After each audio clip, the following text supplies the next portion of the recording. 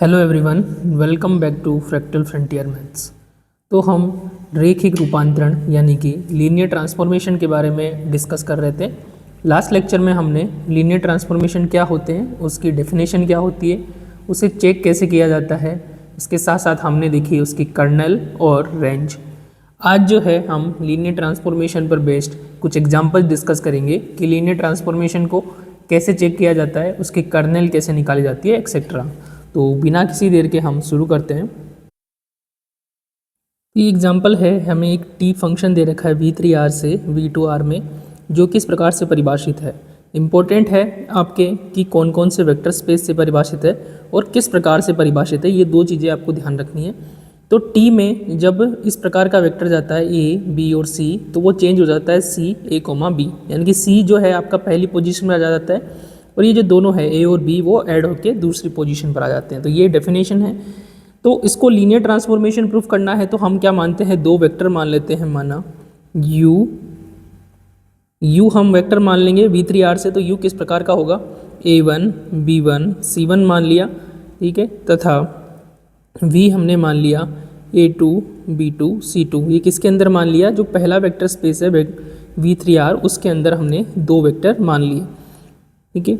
और साथ के साथ हम दो स्केलर मान लेंगे अल्फ़ा बीटा, किसके अंदर, फील्ड में। फील्ड कौन सा है आपका, आर है। ये हमें अज्यूम करना है हर केस में, ठीक है। ये जो भी यहाँ पर वेक्टर स्पेस दे रखा है उससे दो वेक्टर मानेंगे और ये जो फील्ड दे रखा है वहाँ से दो स्केलर मानेंगे। ऑलराइट, अब हम क्या करेंगे, नाउ ये कैलकुलेट करेंगे T alpha you plus beta V. Okay, इसकी वैल्यू कैलकुलेट करेंगे तो पहले टी अल्फ़ा यू की जगह रख देते हैं हम यू का मान a1 b1 c1 plus beta a2 b2 c2। Okay, v की वैल्यू रख दी।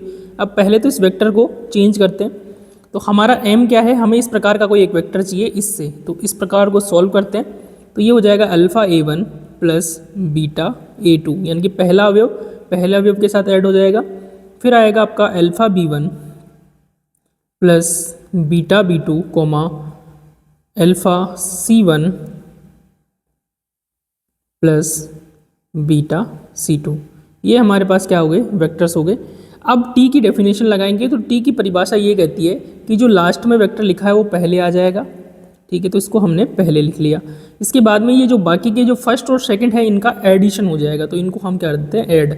तो alpha a1 beta a2 plus alpha b1 plus beta b2, ये हमने ऐड कर दिया। ये t की हमने परिभाषा लगा दी। अब इसको ऐसे करते हैं, ये तो एज इट इज़ लिख देते हैं और इसमें से मैं अल्फ़ा को एक साथ लिख देता हूँ। अल्फ़ा हो गया, कॉमन आ गया a1 plus b1 plus beta common आ गया a2 प्लस b2, ये हो गया। अब हम क्या कर सकते हैं, देखो दो तरीके हैं, या तो हम डायरेक्ट ये वैल्यू रख दें और फिर दोबारा से एक एक्सप्रेशन और कैलकुलेट कर ले, alpha T you plus beta T we, ये अलग से कैलकुलेट करें और दोनों को चेक कर लें कि दोनों बराबर है या नहीं है, ठीक है। या फिर हम इसको एक ही स्टेप में कर सकते हैं। तो कैसे, जो अल्फ़ा वाली टर्म है उनको एक साथ लिख देता हूँ, तो alpha c1 coma alpha a1 plus b1, ठीक है, और प्लस बीटा वाली जो टर्म है उनको एक साथ लिख देता हूँ, बीटा a2 प्लस b2। इससे कैसे हुआ, क्योंकि ये और ये आपस में ऐड होंगे, ये बनेगा, और ये ऐड होके ये बन जाएगा, ठीक है। अब हम क्या करेंगे, अल्फ़ा को बाहर ले लेंगे, तो अल्फ़ा कॉमन लिया तो c1 a1 plus b1 plus beta को बाहर लिया तो c2 a2 प्लस b2। अब परिभाषा से ये क्या हो जाएगा, t a1 b1 c1 और ये हो जाएगा t a2 b2 c2। अब ये हम जो फाइनली आ गया t alpha u plus beta v equal आ जाएगा alpha T you plus beta T V के बराबर। ऑलराइट, तो ये हमारा क्या हो गया, प्रूफ हो गया। अतः T जो है एक रैखिक रूपांतरण है। ऑलराइट, नेक्स्ट एग्जाम्पल देखते हैं। तो ये नेक्स्ट एग्जाम्पल है कि यदि Px जो है वास्तविक संख्याओं के क्षेत्र R पर x में अधिकतम n घातीय बहुपदों की सदिश समष्टि है, यानी कि अधिकतम बहुपद की घात कितनी है, n घात या n से कम घात के बहुपदों का जो वेक्टर स्पेस है वो हमें दे रखा है Px। तो ये फंक्शन डिफाइन कर रखा है f, Px से Px कि एफ ऑफ पी एक्स क्या हो जाएगा D upon D x P x, यानी कि जो भी बहुपद है उसका हम क्या कर देंगे एक्स के सापेक्ष अवकलन कर देंगे। तो हमें सिद्ध करना है कि ये क्या है, एक रैखिक रूपांतरण है। तो अब हमारे पास जो वेक्टर स्पेस ये दे रखा है पी एक्स और ये आपका फंक्शन दे रखा है, ऑलराइट। तो पहले हम जो भी वेक्टर स्पेस दे रखा है उसमें दो वेक्टर मान लेंगे, माना। तो वेक्टर इसमें बहुपद प्रकार के होंगे, तो दो बहुपद मैंने मान लिए p x q x belongs to capital P X, ठीक है। ये दो बहुपद मान लिए। तो ये अधिकतम n घात के बहुपद है, तो हम मान लेते हैं इसका मतलब अतः पी एक्स किस प्रकार का होगा आपका, पी एक्स होगा a0 plus a1x plus and so on an x की पावर n, यही होगा। और क्यू एक्स आपका हो जाएगा, इसको मान लेते हैं b0 क्योंकि अलग बहुपद है ये, plus and so on bn x की पावर n। ये हमने दो बहुपद मान लिए कैपिटल पी एक्स से, तथा दो हम स्केलर मान लेंगे अल्फा बीटा बिलोंग्स टू क्षेत्र कौन सा है r। अब हमें लीनियर ट्रांसफॉर्मेशन सिद्ध करना है, तो हम कैलकुलेट करेंगे क्योंकि फंक्शन f है तो f रखेंगे alpha p plus beta q, ये कैलकुलेट करना है हमें। तो पहले f लिख देते हैं, अल्फा p का मान a0 plus a1x plus and so on an x की power n plus beta q की value b0 b1x plus and so on bn x raise to the power n, alright. तो ये हो जाएगा f। अब मैं क्या करता हूँ, इस अल्फ़ा को इनसे मल्टीप्लाई कर देता हूँ। तो alpha a0 plus alpha a1x and so on alpha an x की पावर n। इसी प्रकार से ये हो जाएगा beta b0 plus beta b1x plus and so on beta bn x की पावर n, ओके। अब मैं क्या करता हूँ, जो सेम टर्म है उनको एक साथ रख लेता हूँ, यानी कि कांस्टेंट को एक साथ और x की पावर जो भी है सबको एक साथ। तो पहला टर्म आ जाएगा alpha a0 plus beta b0 plus हो जाएगा alpha a1 plus beta b1 x alpha a2 plus beta b2 x square. इस प्रकार से सारी x की पावर आ जाएगी और लास्ट में आ जाएगा आपका x की पावर n। तो ये हो जाएगा alpha an plus beta bn x raise to the power n। ये हमारे पास क्या मिल गया, एक बहुपद मिल गया, ठीक है। अब बहुपद मिल गया तो हम f को अप्लाई करेंगे। f क्या डेफिनेशन देता है, f में जो भी बहुपद आएगा उसका हम x के सापेक्ष अवकलन कर देंगे। तो अवकलन करते हैं, चूंकि ये कांस्टेंट है आपका, तो कांस्टेंट का अवकलन क्या होता है, जीरो। तो ये तो जीरो हो जाएगा, केवल क्या आएगा alpha a1 plus beta b1 x का हो जाएगा 1, x स्क्वायर का कितना हो जाएगा 2x, तो 2 आगे लिख लेता हूँ मैं, beta b2 x plus and so on, last में n बार x की पावर n का अवकलन होगा तो n आगे आ जाएगा और पावर हो जाएगी एक कम, ठीक है।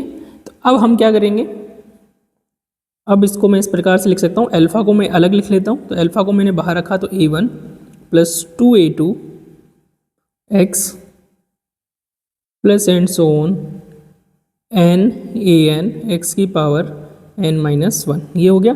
प्लस बीटा को बाहर रख लेता हूँ, तो b1 2b2x plus and so on n x की पावर n-1। ये हमारे पास क्या आ गया, ये हमें मिल गया t अल्फ़ा p प्लस, इसको मैं थोड़ा सा शिफ्ट कर देता हूँ, t alpha p plus beta q, इसकी वैल्यू आ गई। इसको इक्वेशन नंबर में मान लेता हूँ 1, ठीक है। अलग अलग कैलकुलेट कर लेते हैं।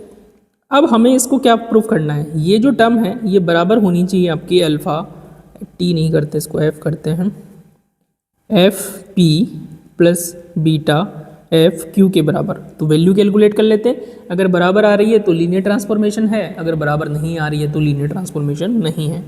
तो अल्फ़ा एफ पी का मान क्या है, a0 plus a1x and so on an x की power n plus beta Q की वैल्यू क्या है, b0 plus b1x plus and so on bn x की पावर n, ठीक है। अब f का मतलब होता है अवकलन, a0 का हो गया 0 क्योंकि कांस्टेंट है, a1x का हो गया a1, फिर आएगा a2x स्क्वायर, तो ये होगा 2a2x, इस प्रकार से अवकलन हो जाएगा। ये हो जाएगा n x की पावर n-1 प्लस बीटा, ये हो जाएगा b0 का तो हो जाएगा b1 होगा 2b2x and so on n b n x की पावर एन माइनस वन। ये हो गया। अब दोनों को चेक करेंगे, देखो अल्फ़ा आ गया, ये सारी की सारी वैल्यू सेम है, ये भी वैल्यू सेम है, तो इसको मैं इक्वेशन नंबर मान लेता हूँ 2। समीकरण 1 और 2 आपस में बराबर है, तो समीकरण 1 व 2 से हमें क्या मिल जाएगा, F of alpha P plus beta Q, ये बराबर आ रहा है आपका alpha F P plus beta F Q. इसका मतलब क्या हो गया, अतः एफ एक रैखिक रूपांतरण लीनियर ट्रांसफॉर्मेशन है, रूपांतरण है। ऑल राइट, यही हमें क्या करना था, प्रूफ करना था। हम नेक्स्ट एग्जाम्पल देखते हैं। एग्जाम्पल है, हमें वी एफ दे रखा है, क्षेत्र एफ पर एन क्रॉस एन ऑर्डर की सभी मैट्रिक्स का सदिश समष्टि, यानी कि वी में क्या है, एन क्रॉस एन क्रम की जो मैट्रिसेज हैं वो सारी की सारी है। एम जो है वो क्या है, एक दी गई मैट्रिक्स, यानी कि फिक्स मैट्रिक्स है, ये चेंज नहीं होगी। तब हम एक फंक्शन डिफाइन करते हैं टी वी से वी में, कि t of a equal to a m plus m a, यानी कि वो जो मैट्रिक्स एम दे रखी है उसको ए से लेफ्ट और राइट दोनों तरफ से मल्टीप्लाई करेंगे और आपस में ऐड कर देंगे। तो ये सिद्ध करना है हमें, जो टी हमने डिफाइन किया है वो एक रैखिक रूपांतरण यानी कि लीनियर ट्रांसफॉर्मेशन है। तो उसके लिए हम दो मैट्रिसेस मान लेंगे, माना A comma B belongs to V F, तथा दो स्केलर मान लेंगे alpha beta belongs to F. अब हमें क्या कैलकुलेट करना है, T alpha A plus beta B, यानी कि एक तरीके से ये क्या है आपका, ए और बी का लीनियर कॉम्बिनेशन एक घात संचय है। तो ए और बी के जो भी हमें वेक्टर स्पेस दे रखा है उससे दो एलिमेंट लेंगे और उनका करेंगे लीनियर कॉम्बिनेशन और उसको अप्लाई करेंगे टी के अंदर और चेक करेंगे कि क्या ये लीनियर जो कॉम्बिनेशन है वो परिरक्षित यानी कि प्रिजर्व रहता है या नहीं रहता है। यही क्या होता है, लीनियर ट्रांसफॉर्मेशन। तो इसको कैलकुलेट करेंगे। तो इसका मतलब क्या हुआ कि ये जो भी हमें मैट्रिक्स दे रखी है, ठीक है, ये एक बार m से राइट तरफ से मल्टीप्लाई होगी और एक बार मल्टीप्लाई होगी लेफ्ट साइड से। ऑल राइट, अब इसको मल्टीप्लाई करते हैं। तो अल्फ़ा तो कांस्टेंट है, a और m आपस में मल्टीप्लाई होगी क्या बन जाएंगे, am plus beta bm plus alpha constant है बाहर आ जाएगा ma plus beta mb। All right, अब ये देखो b और बीटा सेम सेम से दिख रहे हैं, थोड़ा सा चेंज कर देते हैं bm।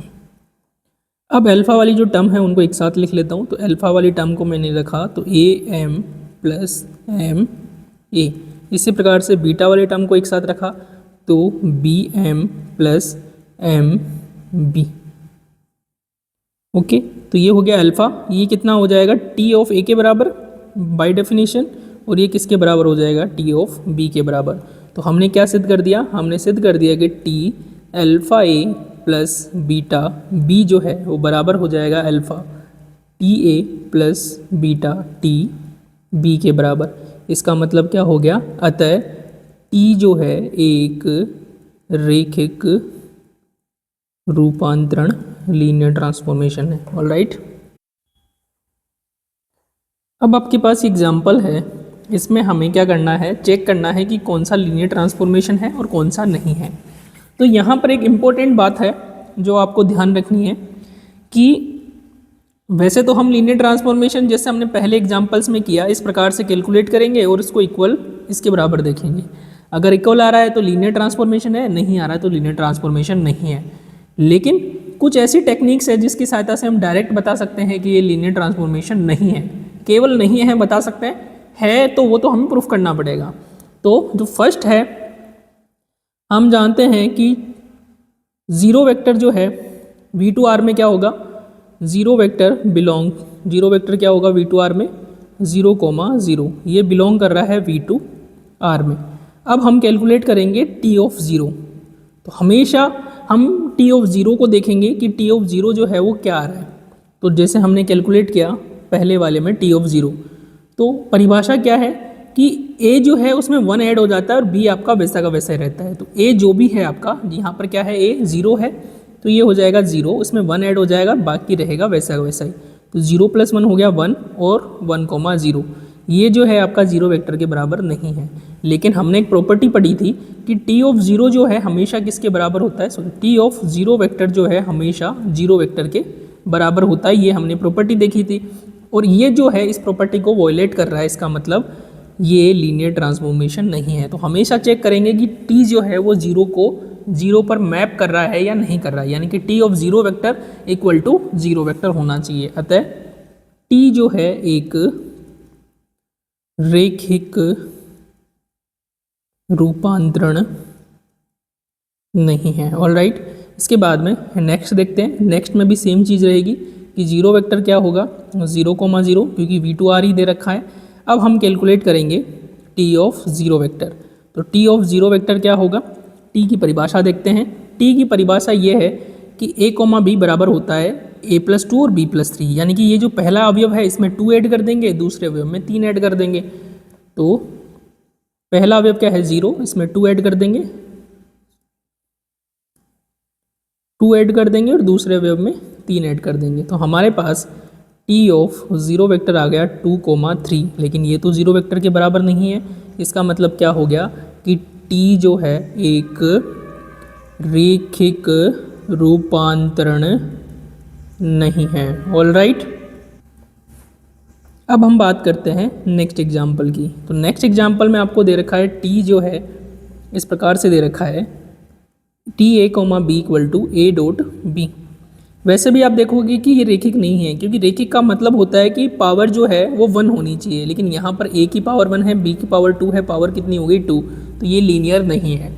लेकिन इसको प्रूफ कैसे करेंगे, क्योंकि जीरो वाला केस यहाँ पर अप्लाई नहीं होगा, क्योंकि टी 0,0 जो है वो जीरो वेक्टर के ही बराबर होगा। तो अब हम बात करते हैं, तो T alpha u plus beta V जैसे भी देख सकते हैं, लेकिन इसको मैं डायरेक्ट देखता हूँ चूँकि। तो मान लेता हूँ मैं a, b कोई वेक्टर है V2 R में, तथा एक स्केलर मान लेता हूँ अल्फा, वो किस में है, R के अंदर है। नाउ t, इसको मैं मान लेता हूँ u, अल्फा यू क्या होगा t अल्फा इंटू यू की वैल्यू आएगी a, b, ये हो जाएगा t alpha a, alpha b। ठीक है, अब इसमें अप्लाई करेंगे परिभाषा। तो परिभाषा के अकॉर्डिंग दोनों के दोनों आपस में मल्टीप्लाई हो जाएंगे और ये हो जाएगा अल्फा स्क्वायर ए बी। तो ये किसके बराबर होगा, alpha square T of you. तो टी अल्फा यू जो है वो आपका बराबर हो रहा है अल्फा स्क्वायर टी यू के बराबर। इसका मतलब ये वैसे बराबर किसके होना चाहिए था, अल्फा टी यू के बराबर, लेकिन यहाँ क्या आ रहा है अल्फा स्क्वायर। अगर हम अल्फा की वैल्यू 1 लेंगे तब तो ये सेटिस्फाई हो जाएगा, ये वाला डेफिनेशन सेटिस्फाई हो जाएगा, लेकिन इसके अलावा कुछ भी लेंगे तो ये परिभाषा सेटिस्फाई नहीं होगी। ठीक है, for all alpha belongs to f, इसका मतलब अतः, या फिर इसको ऐसे लिख सकते हैं हम, टी अल्फा यू जो है वो बराबर नहीं है अल्फा टी यू के। इसका मतलब टी जो है एक रैखिक रूपांतरण नहीं है। ऑलराइट, अब बात करते हैं फोर्थ की। तो फोर्थ में आपको दे रखा है टी a, b जो है वो बराबर है आपका a minus B, b minus A और माइनस ए। अब ये t 0 करेंगे तो 0 के बराबर होगा, और ये इंडिडेट लीनियर ट्रांसफॉर्मेशन है। कभी भी इस प्रकार का कोई संबंध दे रखा हो आपको alpha a plus beta b, जहाँ अल्फा और बीटा 0 के बराबर नहीं होने चाहिए। ठीक है, तो यानी कि कांस्टेंट भी नहीं होने चाहिए और 0 के बराबर भी नहीं होने चाहिए। उस केस में इस प्रकार का कोई कंडीशंस दे रखी है आपको, तो वो हमेशा एक लीनियर ट्रांसफॉर्मेशन आपका होता है। तो उसको प्रूफ करेंगे। तो प्रूफ करने के लिए मान लेते हैं दो वेक्टर u बराबर a1, b1 और v बराबर मान लेते हैं a2, b2। किसके अंदर है, v2 f के अंदर। तथा दो स्केलर मान लेते हैं अल्फा बीटा क्षेत्र f में। अब हम कैलकुलेट करेंगे t alpha u plus beta v को। तो t अल्फा यू की जगह रख देंगे a1, b1 और v की जगह रख देंगे a2, b2। तो ये हो जाएगा t alpha a1 plus beta a2, alpha b1 plus beta b2। तो अब हम t की डेफिनेशन अप्लाई करेंगे। तो यहाँ थोड़ा ध्यान रखना पड़ेगा कि t की डेफिनेशन क्या है। t की डेफिनेशन है कि जो ए और बी है वो आपस में माइनस कर दो, ए माइनस बी कर दिया तो अल्फ़ा A1 अल्फ़ा A2 में से माइनस कर देंगे alpha B1 plus beta B2 को, फिर उल्टा माइनस कर देंगे बी में से ए को माइनस कर देंगे, इसको नीचे लिख देता हूँ मैं, minus alpha A1 plus beta A2। और फिर तीसरा वेक्टर क्या आएगा, माइनस का ए, तो जो भी ए है उसका नेगेटिव, तो माइनस ए क्या है आपका alpha A1 plus beta A2। तो ये परिभाषा है। अब इसमें से हम अल्फ़ा को अलग अलग कर लेंगे, तो पहले ही टर्म में अल्फ़ा को अलग किया तो A1 minus B1 plus beta A2 minus B2, फिर आ गया अल्फ़ा को कॉमन लिया B1 minus A1 plus beta B2 minus A2, और तीसरा एलिमेंट तो minus alpha A1 minus beta A2। अब अल्फ़ा को बाहर रखा मैंने तो क्या आ गया A1 minus B1 comma A2 minus, first term में से अल्फ़ा कॉमन लिया, सेकंड टर्म में से अल्फ़ा कॉमन लिया B1 माइनस A1, थर्ड में से कॉमन लिया minus A1 plus beta A2 minus B2, B2 minus A2 और माइनस A2। तो ये अल्फ़ा किसके बराबर होगा, T ऑफ U के बराबर, और ये होगा T ऑफ V के बराबर। इसका मतलब क्या हुआ, हमने कैलकुलेट किया T alpha U plus beta V और बराबर आ गया alpha T of U plus beta T of V के बराबर। इसका मतलब क्या हो गया कि T जो है एक रैखिक रूपांतरण है। ऑलराइट, अब हम एक थ्योरम देखते हैं जो कि इम्पोर्टेंट थ्योरम है। तो थ्योरम क्या है, पहले स्टेटमेंट देखते हैं, उसके बाद में इसको डिस्कशन करते हैं। तो थ्योरम है ये कि रैखिक रूपांतरण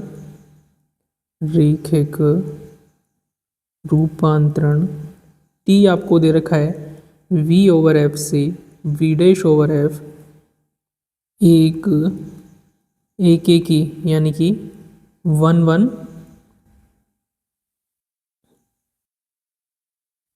समाकारिता होती है, या होता है लिख देते हैं, होता है यदि और केवल यदि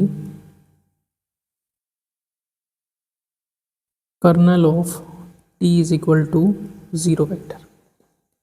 तो ये एक इम्पॉर्टेंट थ्योरम क्यों है कि कभी भी हमें प्रूफ करना है कि जो आपका T है वो क्या है, एक ही समाकारिता है, तब कैसे प्रूफ करेंगे, उसके कर्नल को निकालेंगे, और कर्नल क्या होना चाहिए, 0 वेक्टर। अगर कर्नल 0 वेक्टर है तो वो एक ही होगा, और एक ही है तो कर्नल 0 वेक्टर होगा। दोनों तरफ से इसको हम प्रूफ करेंगे। तो सबसे पहले तो हम मान लेते हैं, माना T जो है V ओवर F से V डैश ओवर F जो है एक रैखिक रूपांतरण है। ऑलराइट, तो T को हमने रैखिक रूपांतरण मान लिया। और अब पहले सबसे पहले हमने माना T जो है एक की रूपांतरण या समाकारिता है, क्योंकि समाकारिता का मतलब रूपांतरण हो गया। ओके, तो ये हमने मान लिया। तो A एक ही है। अब हमें कर्नल प्रूफ करना है, तो पहले हम कर्नल में कोई एलिमेंट मान लेते हैं, माना, या फिर हम कर्नल डिफाइन करते हैं पहले, उसके बाद में हम ये लिखते हैं। तो कर्नल की परिभाषा क्या होती है, कर्नल ऑफ T में वो सभी वेक्टर होते हैं V belongs to V such that T of V जो है वो क्या होगा, 0 डैश के बराबर। यानी कि वो सभी वेक्टर जो 0 पर मैप होते हैं वो सबके सब किसके अंदर आते हैं, कर्नल ऑफ T में आते हैं।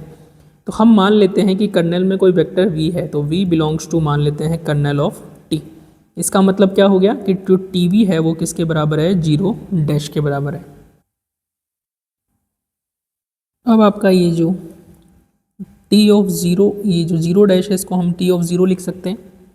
तो इसका मतलब क्या हो गया है कि T ऑफ V जो है वो T ऑफ 0 के बराबर है, लेकिन T क्या है, एक ही रूपांतरण है। इसका मतलब क्या हो जाएगा, V इज इक्वल टू 0। क्यों, क्योंकि चूंकि T एक ही फलन है। एक ही फलन की क्या परिभाषा होती है कि जैसे मान लो कि आपके पास f फंक्शन दे रखा है a से लेके b के अंदर, तो ए के की प्रूफ करने के लिए हम एफ ए बराबर एफ बी लेते हैं और उसको सिद्ध कर देते हैं ए इक्वल टू बी। तो ये आपका ए के की परिभाषा होती है। ऑलराइट, तो हमने यहाँ पर ये अप्लाई किया। जब टी ऑफ वी जो है टी ऑफ ज़ीरो के बराबर है तो वी इक्वल टू क्या हो गया, ज़ीरो हो गया। तो इसका मतलब क्या हो गया, अतः जो कर्नल में हमने कोई भी वेक्टर लिया और वो किसके बराबर है, ज़ीरो वेक्टर के बराबर। ऑलराइट, ये हमने प्रूफ कर दिया। विलोमतः कन्वर्सली हम मानते हैं, विलोमतः माना कि कर्नल ऑफ टी जो है वो ज़ीरो वेक्टर के बराबर है। अब हमें सिद्ध करना है कि टी क्या है, एक की रूपांतरण है। तो हमने दो वेक्टर मान लिए, माना v1 v2 belongs to capital V। साथ के साथ ये मान लिया कि टी ऑफ v1 जो है वो बराबर है टी ऑफ v2 के। अब एक की प्रूफ करने के लिए क्या करेंगे, हम इसको सॉल्व करेंगे और हमें दिखाना है कि v1 और v2 आपस में बराबर होंगे। तो इसको मैं ऐसे लिख सकता हूँ, t of v1 minus t of v2 is equal to zero vector का डैश, क्योंकि v डैश में होगा इसलिए। अब रेखिक रूपांतरण की परिभाषा से इसको मैं लिख सकता हूँ t of v1 minus v2 equal to zero vector dash. ठीक है, चूँकि t जो है एक रेखिक रूपांतरण है।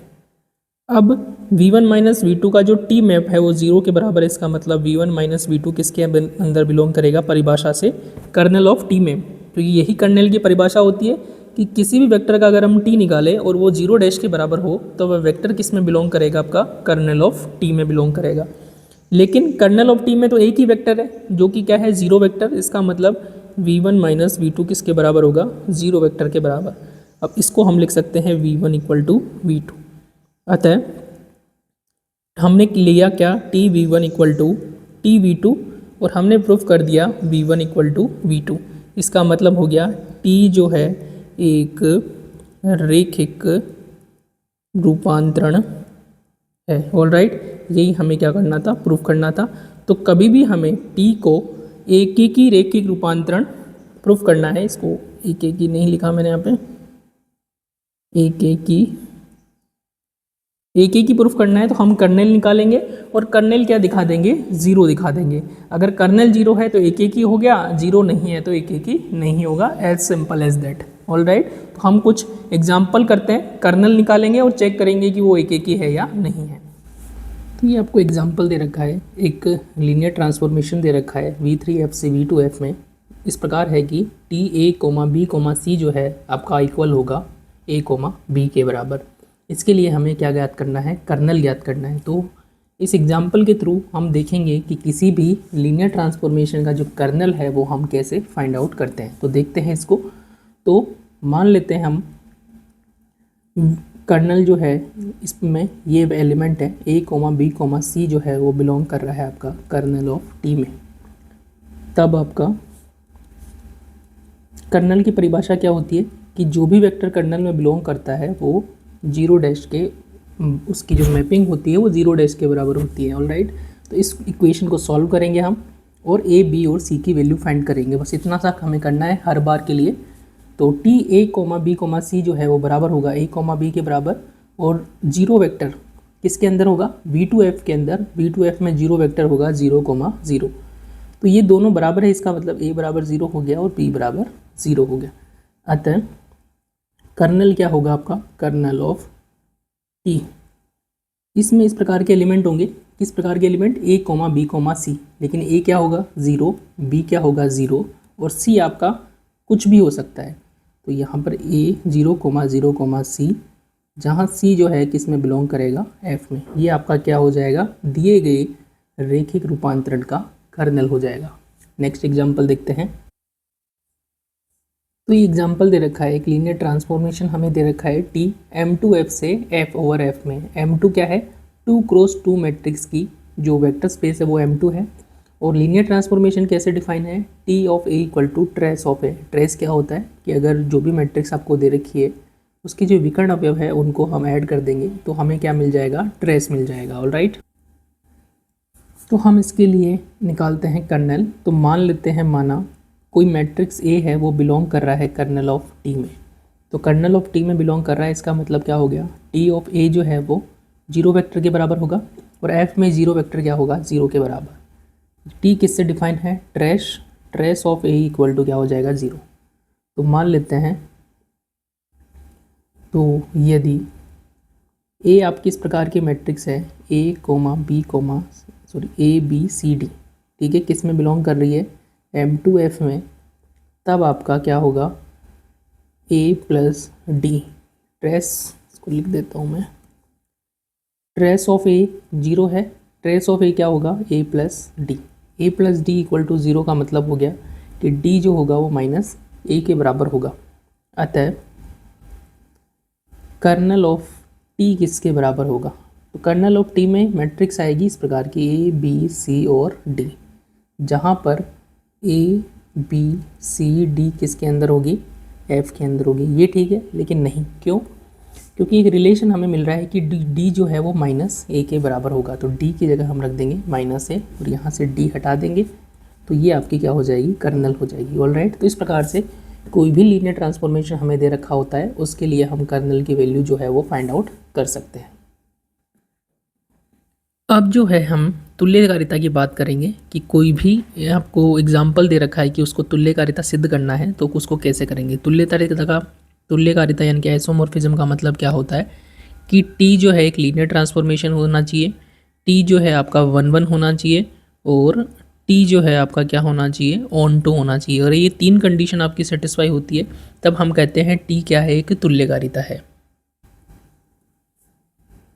तो हमें एक प्रतिचित्रण दे रखा है टी V3R से V3R में इस प्रकार परिभाषित है कि t a comma B comma c जो है बराबर है ए कोमा बी, और ये जो सी है वो किसी अल्फ़ा से मल्टीप्लाई हो जाता है, जहाँ अल्फ़ा क्या है, आर में फिक्स्ड नंबर है।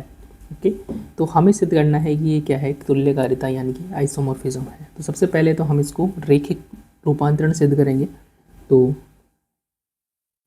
दो वेक्टर मान लेते हैं, माना u is equal to A1 B1 C1 तथा v इज इक्वल टू मान लेते हैं A2 B2 C2 belongs to आपका V3 R में है, और दो स्केलर मान लेते हैं अल्फ़ा नहीं मानेंगे इस बार, बीटा कोमा गामा दो मान लेते हैं, तो beta comma gamma belongs to R।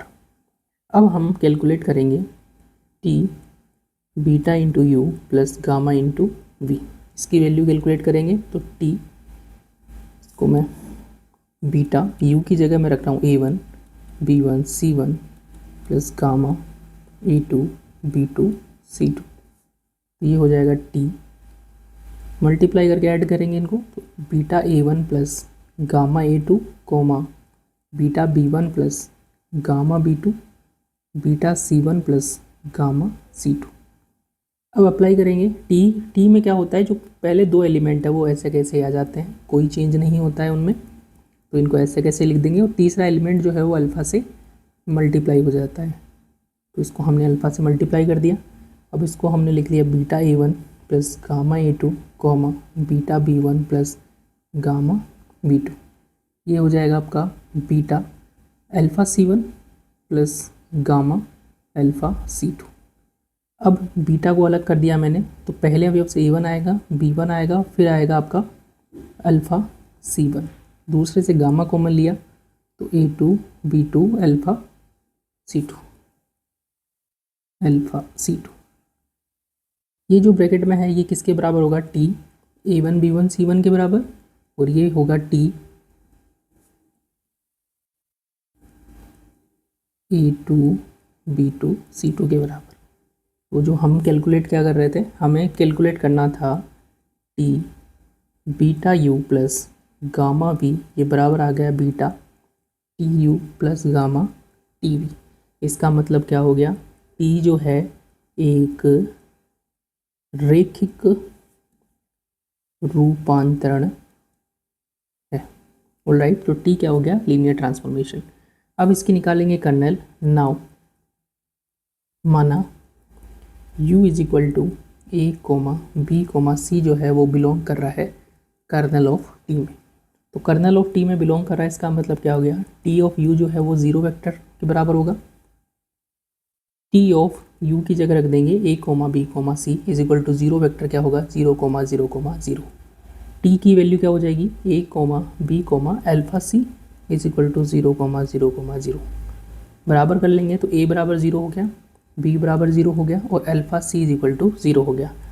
तो अब a equal to 0, b equal to 0। अब यहाँ अल्फ़ा जो है वो नॉट इक्वल टू 0 दे रखा है, यही इसीलिए दिया था आपको alpha equal not equal to 0। अगर अल्फ़ा 0 हो जाता तब आपका कर्नल जो है उसमें और एलिमेंट आ जाते हैं, लेकिन अल्फ़ा क्या है, नॉट इक्वल टू 0, तो केवल क्या होगा, a equal to 0, b equal to 0, c equal to 0। तो कर्नल जो होगा t का उसमें केवल और केवल एक एलिमेंट होगा और वो क्या होगा, 0 वेक्टर। ओके, किस में होगा, v3 f में। तो हमने थ्योरम देखी थी कि अगर कर्नल जो है वो 0 वेक्टर के बराबर होता है तो t क्या होता है, 1 t, एक की रूपांतरण लीनियर ट्रांसफॉर्मेशन है। ऑलराइट, अब इसको प्रूफ करना है आच्छादक। तो आच्छादक के लिए क्या प्रूफ करेंगे, देखो आपको टी जो दे रखा है, आच्छादक का मतलब होता है कि इस टाइप के जितने भी एलिमेंट होंगे उसके लिए हम ये फाइंड कर सकते हैं। ओके, तो इसके अंदर V3R में जो भी अवयव होगा हम V3 में ऐसा अवयव उसको इमेज कर सकते हैं। जैसे कि इसको मैं थोड़ा सा और एक्सप्लेन करता हूँ। जैसे आपके पास A सेट दे रखा है या आपके पास B सेट दे रखा है, तो आच्छादक का मतलब हो गया इसमें जितने भी एलिमेंट है सब किसी ना किसी एलिमेंट से क्या होने चाहिए, जुड़े हुए होने चाहिए, कोई भी ऐसा एलिमेंट बाकी नहीं रहना चाहिए। तो हम क्या करेंगे, प्रत्येक B बिलोंग्स टू B के लिए आपके पास A बिलोंग्स टू A होना चाहिए ताकि f ऑफ A जो है वो B के बराबर हो जाए। ये आपका क्या होगा, आच्छादक फलन। तो हम इसको आच्छादक कैसे प्रूफ करेंगे, तो V3R में कोई एक एलिमेंट ले लेते हैं। तो प्रत्येक A, B, C belongs to V3R के लिए, ये जो दूसरे वाला V3R है राइट हैंड साइड वाला वो ले रहे हैं हम, उसके लिए A, B, C upon alpha belongs to V3R इस प्रकार विद्यमान होगा कि T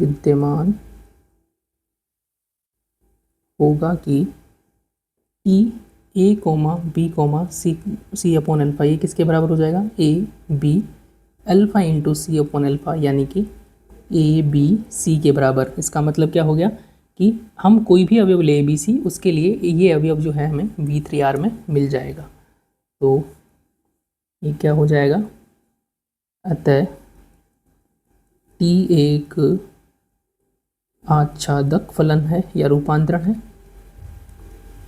ओके, तीनों प्रूफ हो गए। इसका मतलब क्या हो गया था, T एक क्या है, तुल्यकारिता है। इस प्रकार से हम क्या प्रूफ कर सकते हैं, तुल्यकारिता यानी कि आइसोमॉर्फिज्म जो है वो प्रूफ कर सकते हैं।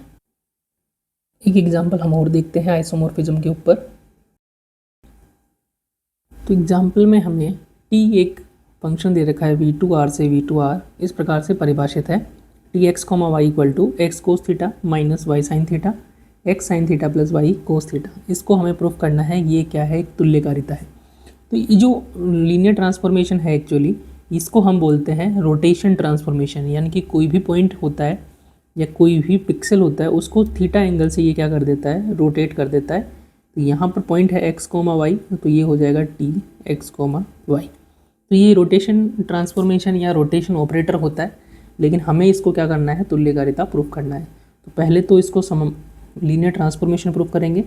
तो दो वेक्टर मान लेते हैं, u मान लेते हैं x1 y1 और v मान लेते हैं x2 y2 v2 R में, और दो स्केलर मान लेते हैं alpha beta belongs to R। Okay, अब हम कैलकुलेट करते हैं T alpha u plus beta v। तो T अल्फ़ा u की जगह रख देंगे x1 y1, बीटा v की जगह रख देंगे x2 y2। ऑलराइट, अब इसको सॉल्व करेंगे तो ये हो जाएगा T alpha x1 plus beta x2 alpha y1 plus beta y2। अब इसमें लीनियर ट्रांसफॉर्मेशन अप्लाई करेंगे तो क्या होता है, यहाँ पर ये थोड़ा सा डेफिनेशन आपको क्लियर होनी चाहिए। तो इसको मैं कॉपी कर देता हूँ नीचे ताकि आपको क्लियर यहाँ से नज़र आ जाए। ओके, तो ये क्या है, जो x होता है वो कोस थीटा से मल्टीप्लाई होगा। तो ये x हो गया, इसको हम मल्टीप्लाई कर देंगे कोस थीटा से, बीटा x2 कोस थीटा, और जो y है उसको माइनस कर देंगे साइन थीटा से मल्टीप्लाई करके साइन थीटा। ये पहला एलिमेंट हो गया। दूसरा एलिमेंट क्या करेंगे, x को साइन थीटा से मल्टीप्लाई करेंगे, तो ये आपका x हो गया, इसको हम मल्टीप्लाई करेंगे साइन थीटा से, प्लस ऐड करेंगे y आपका ये हो गया, और इसको मल्टीप्लाई करेंगे हम cos थीटा से। ओके, तो ये वेक्टर हो गया।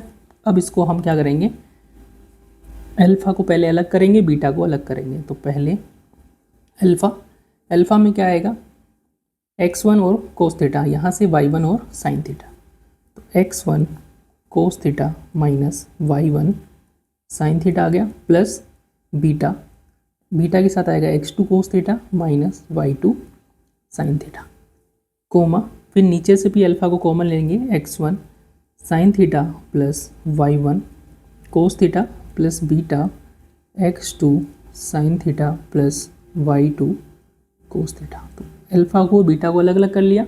अब यहाँ से अल्फ़ा वाली टर्म को पहले कॉमन ले लेंगे, तो अल्फ़ा वाली टर्म को कॉमन लेंगे तो alpha x1 cos theta minus y1 sine theta, comma x1 sine theta plus y1 cos theta, ये अल्फ़ा की टर्म आ गई, प्लस बीटा की टर्म ले लेंगे तो x2 cos theta minus y2 sine theta, comma x2 sine theta plus y2 cos theta. Okay, तो जैसे हम करते हैं सिंपल वैसे किया है, अल्फ़ा को अलग कर लिया, बीटा को अलग कर लिया, फिर अल्फ़ा को कॉमन, बीटा को कॉमन।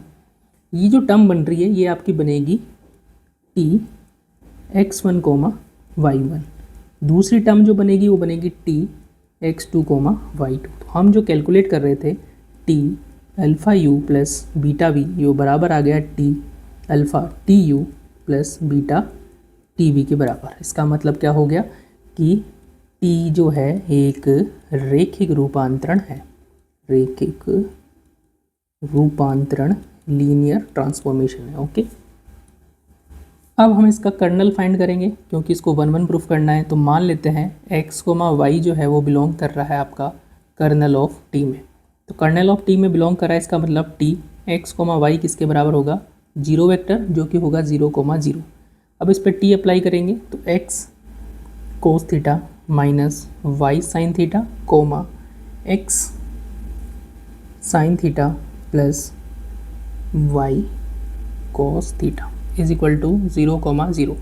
तो अब ये दोनों बराबर है, तो दोनों से दो इक्वेशन बनेगी, x cos theta minus Y sine theta equal to 0 और x sine theta plus y cos theta equal to 0। इसको इक्वेशन नंबर 1 मान लेते हैं, इसको इक्वेशन नंबर 2 मान लेते हैं। अब दोनों समीकरणों को हल करके हमें x और y की वैल्यू जो है वो फाइंड आउट करनी है।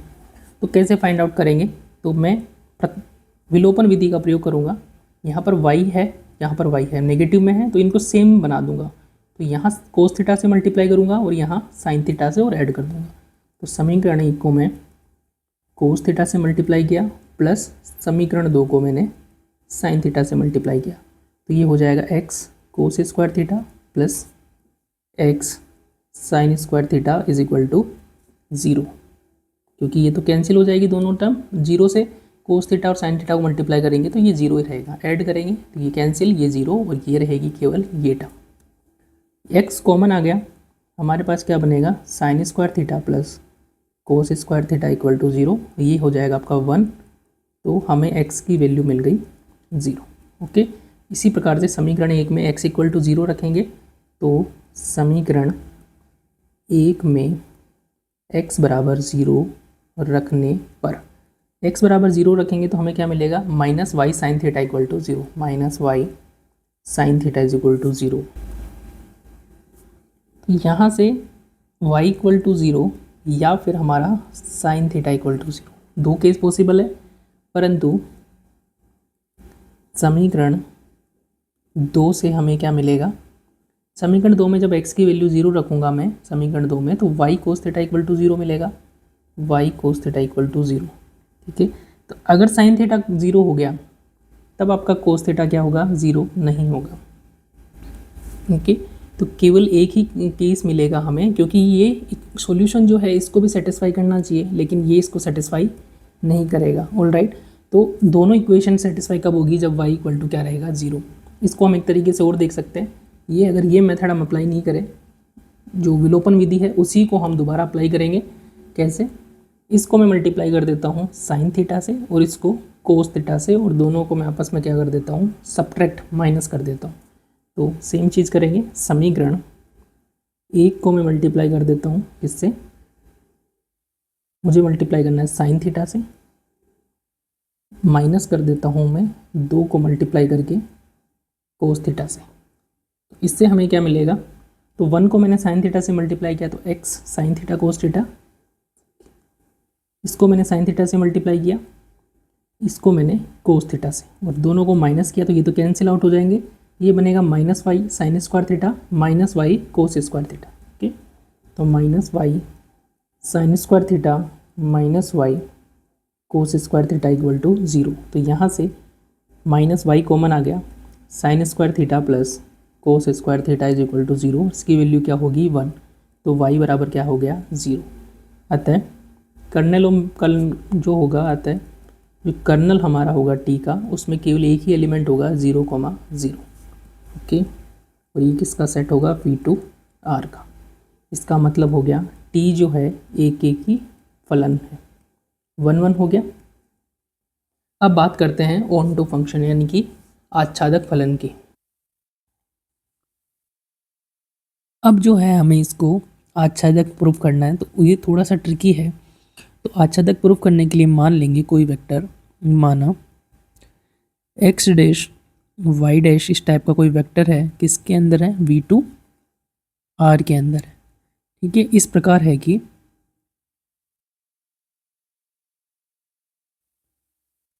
T x comma y is equal to x dash y dash.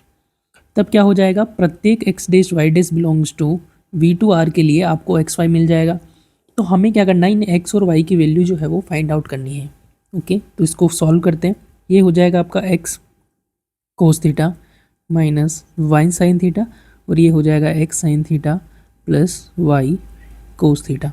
ये इक्वल हो जाएगा आपका एक्स डैश और वाई डैश के इक्वल।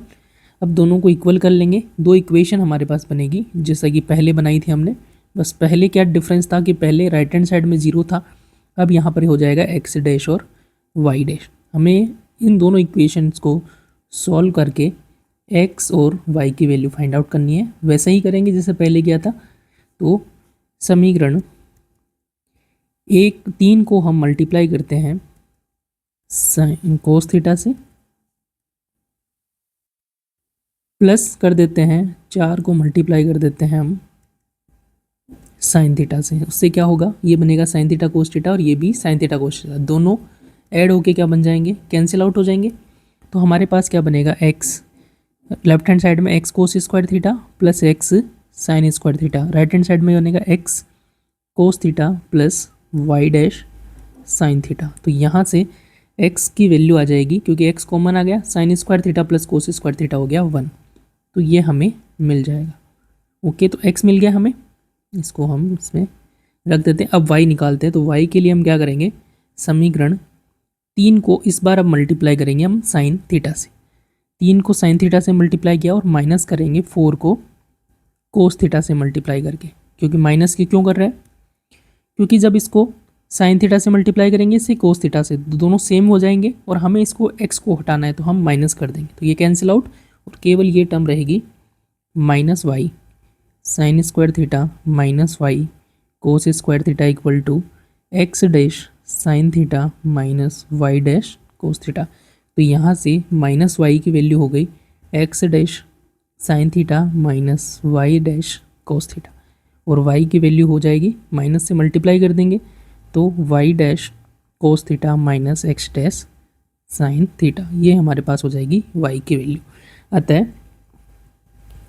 प्रत्येक x dash y dash belongs to V2R के लिए हमें क्या मिल जाएगा, x comma y belongs to V2R। इस प्रकार विद्यमान होगा कि जो t है आपका x कोमा वाई वो बराबर हो जाएगा x dash comma y dash के बराबर। इसका मतलब क्या हो गया, t जो है एक आच्छादक फलन है, ऑन टू फंक्शन है, आच्छादक फलन है। ऑल राइट, और तीनों कंडीशन मिलके क्या लिख सकते हैं, अतः t जो है एक तुल्यकारिता यानी कि आइसोमॉर्फिज्म है। तो इस प्रकार से हमने दो एग्जांपल्स देख लिए जिसकी सहायता से हमने देखा कि कैसे हम प्रूफ करते हैं कि जो दिया गया फंक्शन है टी वो तुल्यकारिता यानी कि आइसोमॉर्फिज्म है या नहीं है। तो आइसोमॉर्फिज्म के लिए हम क्या करते हैं, पहले प्रूफ करते हैं कि ये क्या है, लीनियर है, रेखिक रूपांतरण है। फिर 1 1 प्रूफ करते हैं, 1 1 के लिए दिखा देते हैं कि उसका जो कर्नेल होगा उसमें केवल और केवल 0 वेक्टर होगा, और फिर हम उसको दिखाते हैं आच्छादक। ऑलराइट, तो इस प्रकार से हम वेरीफाई कर सकते हैं। नेक्स्ट लेक्चर जो होगा उसमें हम देखेंगे कि कुछ थ्योरम्स है आइसोमॉर्फिज्म के ऊपर, उनको हम डिस्कस करेंगे। तो आज के लिए इतना ही, मिलते हैं नेक्स्ट लेक्चर में। Till then keep learning, keep growing. Thank you so much for watching.